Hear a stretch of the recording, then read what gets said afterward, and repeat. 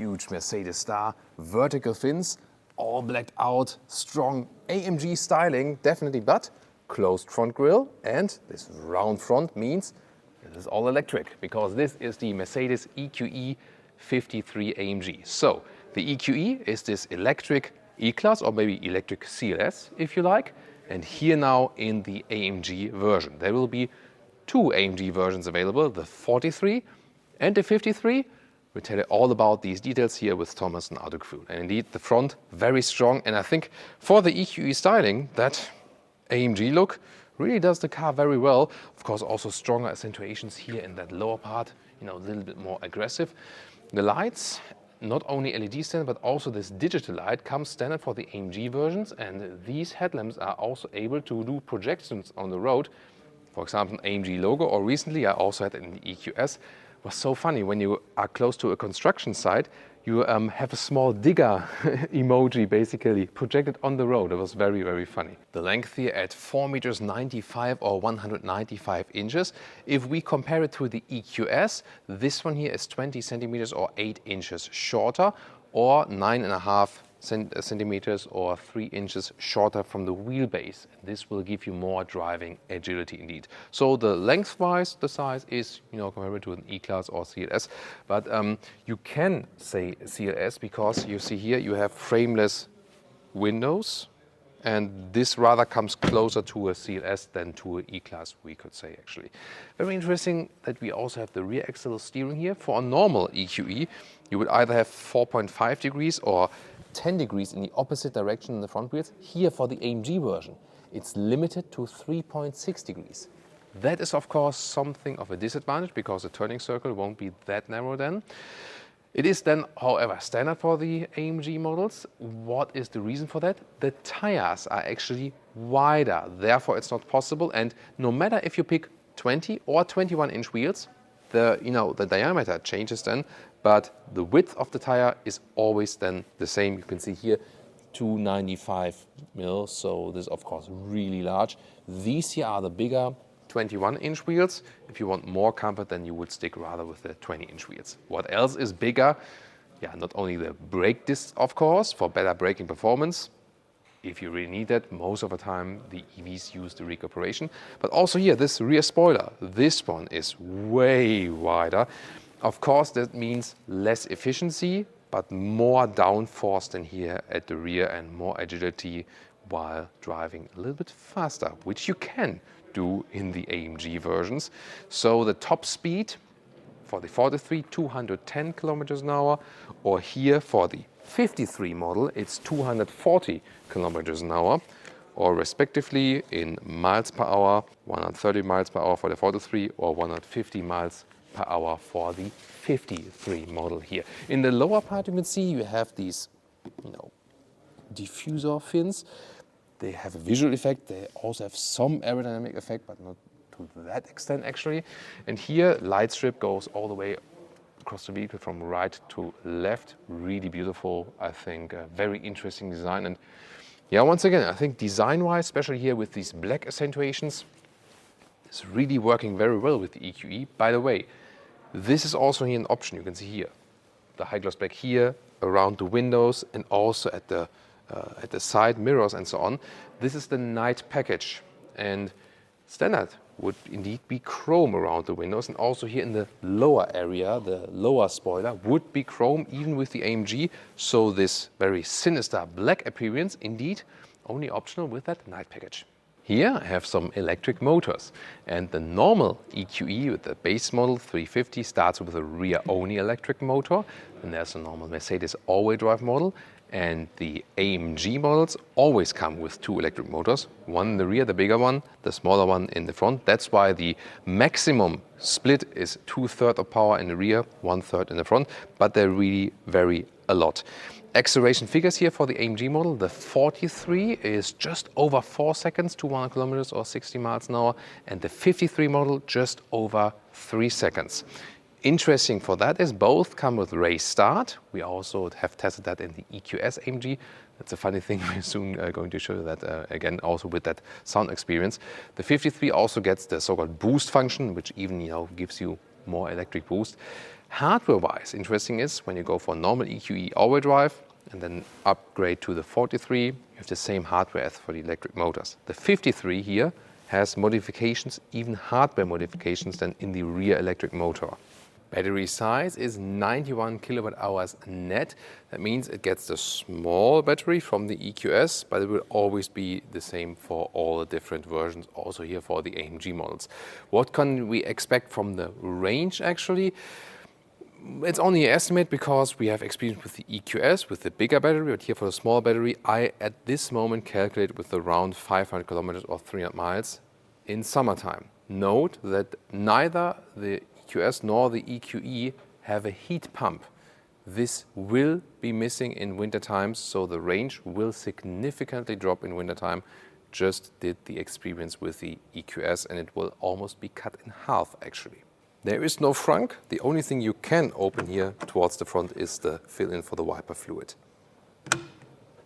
Normal EQE starts with steel suspension, a normal one, optional air suspension. The AMG models come standard with air suspension, but then 5 millimeters lower and also a stiffer setting that you don't have so much rolling. Then here the door handles. When you open the vehicle, they come towards you. You have to press here. Here then you press to close. Door closing sound. Doesn't sound good at all because we have the frameless windows here, so this is one cost of having that. Otherwise, of course, looks cool.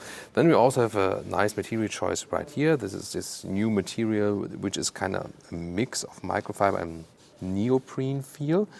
Then here we have microfiber. They call it microcut now, not dynamic anymore. Then here we have window levers. This is in capacitive, and here the control for the seats, you cannot remove them anymore. You've seen it now in a lot of new Mercedes vehicles. They don't give you a haptic feedback. And this here is also one button for the seat heating or the seat cooling.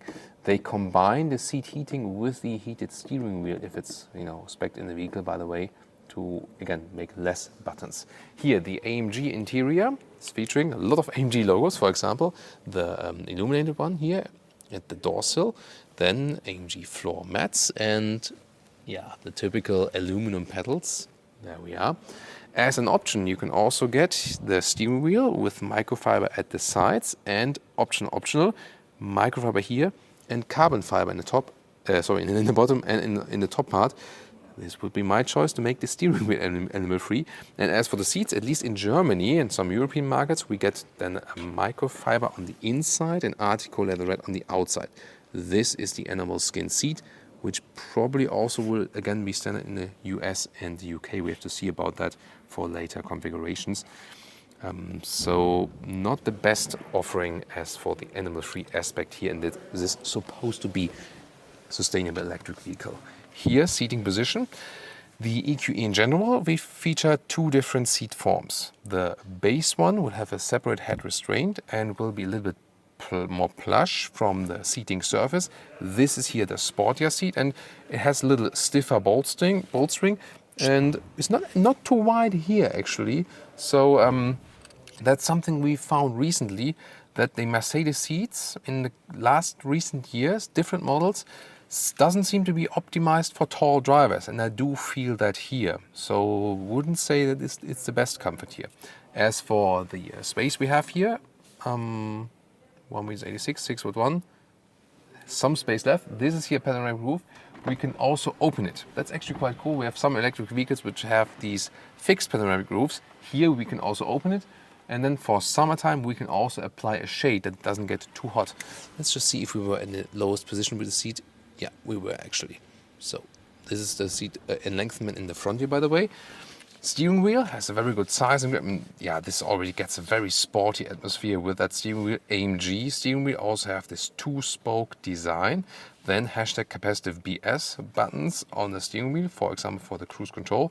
But at least you get some kind of haptic feedback. Left side, you do control the instruments, which also have AMG-specific graphics. You can see it right here, for example, and this is all stressed here on the power output figures. There will be different recuperation modes. You can pick them with the pedals, left and right. This is a very good build quality, and listen to that. Also good acoustic feedback. This car can recuperate up to 260 kilowatt.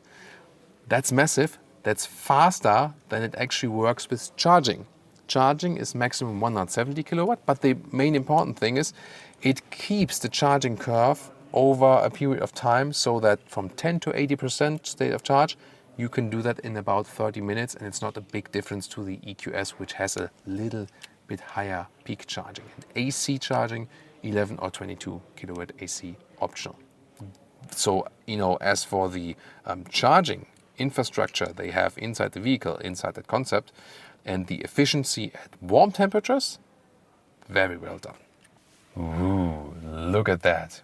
Wow, it's always amazing with this ambient lighting. Here also with red contrast stitches in the top part, once again with this new material here as well. Really cool, and it has a special startup feature as well. Listen to that.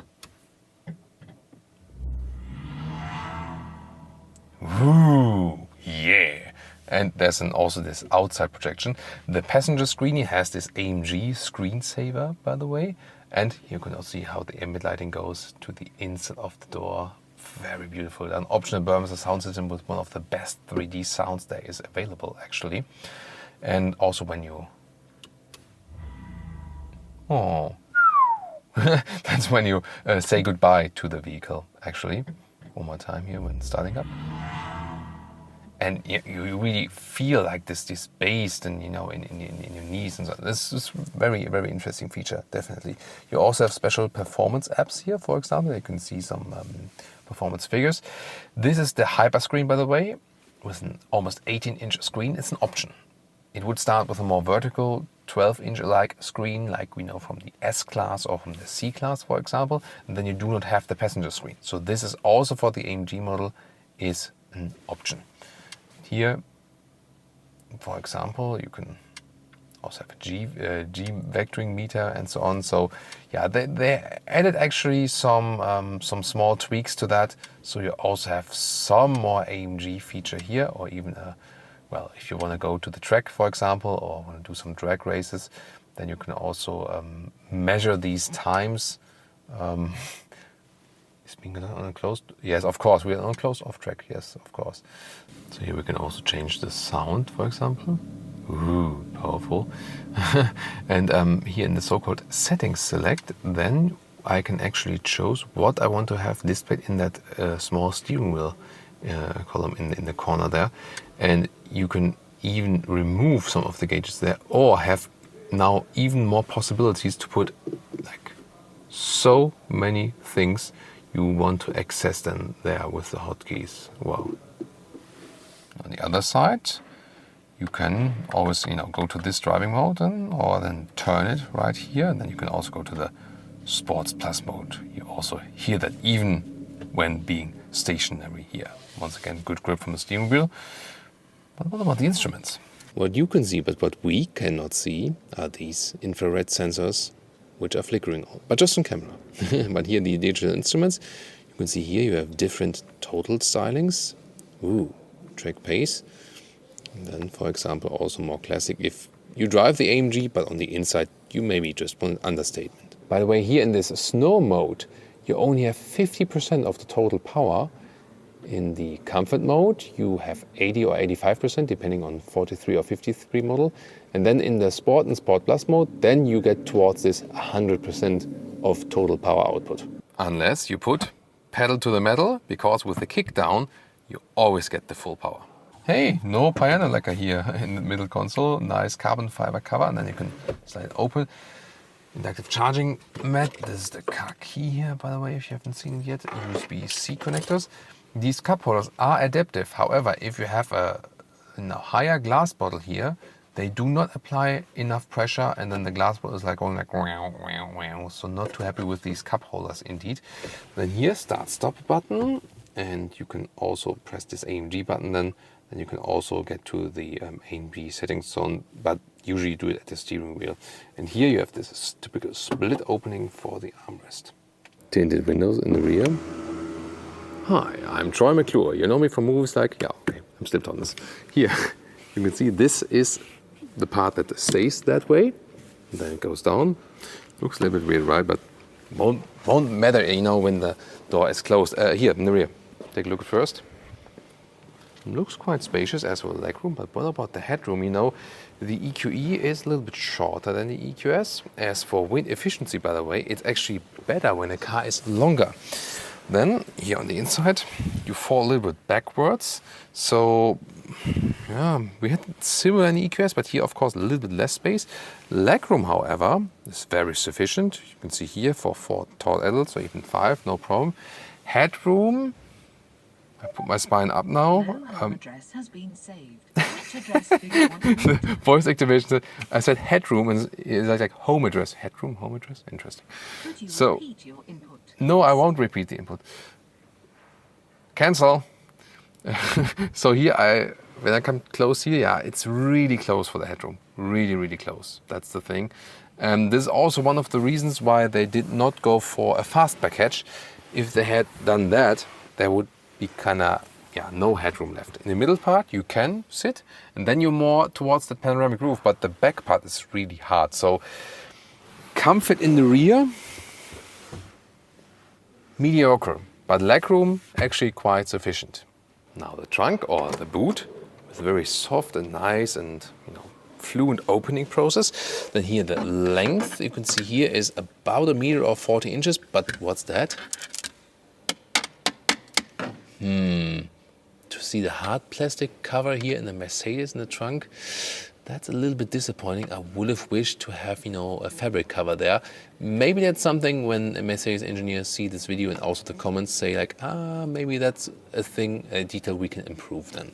Here the width is also very limited, so that's rather towards like, some 85 centimeters or 33 inches, so very limited. And the height here is about 50 centimeters or 20 inches. Here a little bit more space underneath. You could put a charging cable in there. The total length here, by the way, you see this will work very well. So this is then almost, it's like 190 or 73 inches, so that's actually quite good. And just to show you, when we put a cabin trolley inside, you have a better understanding this way, so vertically it still does fit. So the EQS has the advantage that it has this fastback trunk that opens more widely. However, here of course, it will be way cheaper, the EQE. This will be a big advantage, of course. And the safety test right here. Well, that's quickly, but still stops. So that's good torque applied. And then when we close it, let's listen to the sound. That's maybe a little bit too rough, right? Maybe some AMG sound design also for that. So are you ready to go for the electrified AMG models yet? No matter if you're an AMG customer or not, would be looking forward to your comment about this choice. We already have a video of the EQE in the normal non-AMG format, and also a first ride in the EQE, also with the rear-wheel drive 350 EQE. This is very interesting. Tune in there.